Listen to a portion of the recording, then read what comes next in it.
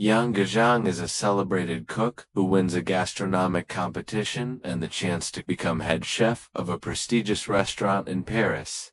Before returning to Korea, her father asks her to take an ancient Korean book, Mangurok. A minor in-flight accident waits the book. In the bathroom she reads, "If you, whom I love so much, ever come to read these phrases, I wish you to return to my side." The lights flicker, the plane jolts, and she is transported hundreds of years back to the Korea of the Joseon era. Confused in a hunting forest, she runs from arrows and sees a man, Yehian, remembered as a cruel monarch whose reign was marked by persecutions, mass executions, and waste. Thinking she is a specter, he tries to kill her. But a distant arrow strikes the king and both fall off a cliff into the river. They survive. He is seriously wounded. Yan Jian stops the bleeding. He suspects her of the attack. She insists she is only a cook and has no idea how she arrived. After a struggle, she knocks him out, ties him, and seeks shelter. They find a cabin where they meet a peculiar girl, Seogil. The protagonist asks where and when they are, and realizes she has truly traveled in time. Yan cooks, convinced the lost book is the key to return. The king refuses her food, then tastes it and is moved, reminded of his mother by its unique flavor. Guards find and free the king, who orders a search for the one who humiliated him. Another group captures the young women and forces them to cook for a noble's dinner to emissaries of the king. Yan uses all her culinary knowledge to barter for freedom, but the emissaries feign displeasure and nearly cut off her hand until Yehian arrives, marvels at the food, and is intrigued by the mysterious woman. With help, Yan and her friend flee to the cliff to find the book, but the king intercepts them, throws the bag into the abyss, and takes Yan and Seogil to the palace to make her the new head chef. At court they meet the king's favored concubine Kangmakru, beautiful but cold and calculating. Noticing Yan, she senses a threat and organizes a deadly competition against the palace cooks, claiming a woman cannot hold such a post. Skilled under pressure and holder of 3 Michelin stars, Yan crafts a dish that even impresses Grand Queen Dowager In, the king's grandmother, securing the position. The monarch savors each meal, his admiration and trust growing. Under the effects of alcohol he kisses her and begins to wonder about his feelings. Obsessed, he starts writing a book of her recipes, naming it Mangurok. The copy in Yan's bag vanishes, revealing he is its original author and hinting she may one day have to part from him. Yan also feels a bond, yet she longs for home. When she says she is from the future, others dismiss it as fantasy.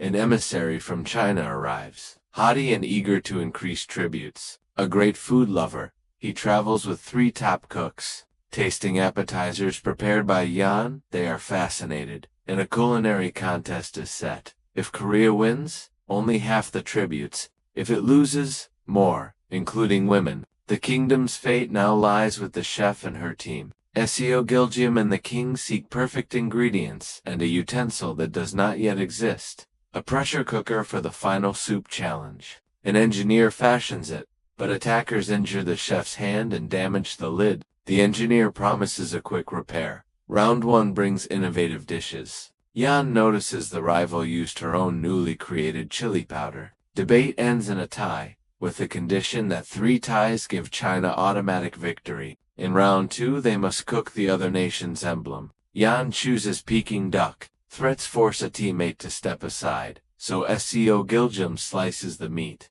Results are remarkable, but the emissary unfairly gives Korea only 1 point. The king asks the cooks to sign. They refuse, having given their all. He calls another tie. In the final soup round, the repaired pressure cooker lid gives Korea the edge and the final victory. The emissary then demands that Yan be sent as a gift. The king is enraged and refuses. Grand Queen Dowager Inru exposes that the emperor never requested such tribute, and the emissary leaves in defeat.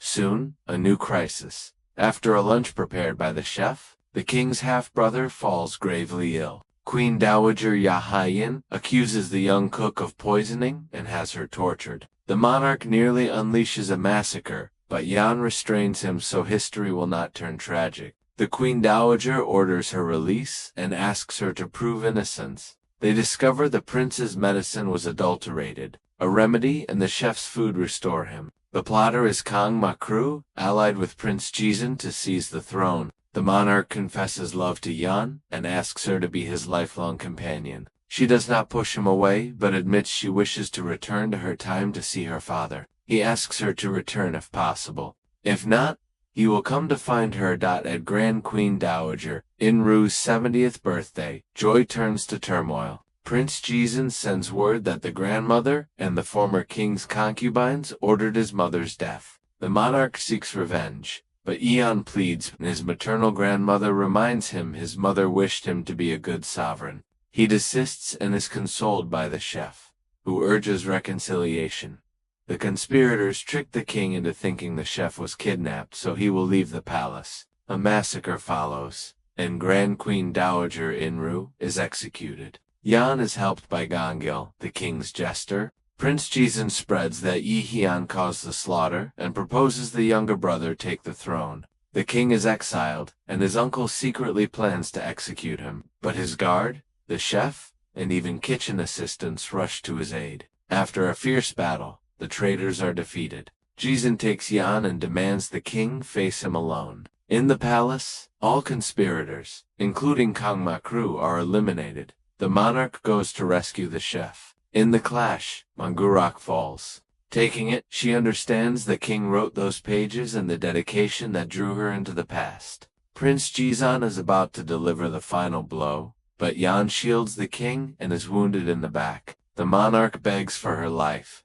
The book opens, and she is carried back to her time. Weak and confused, she knows it was real. She embraces her father and learns the king's body was never found. She cannot return, and grieves. 1 month later, Yan becomes a restaurant's head chef for a time, and notices assistants identical to her former royal helpers, including Seo Giljeon, perhaps their descendants. She creates a menu fusing the gastronomy of the royal Joseon tradition with contemporary cuisine, and succeeds. A supposed critic visits. Amid discussion, Ye Hyun appears. She embraces him, reminding him of his promise. If she could not return, he would do the impossible to find her. He kisses her, sealing this romantic and fantastic story. The epilogue says the how is not important. They reunite and are happy, defying history and time.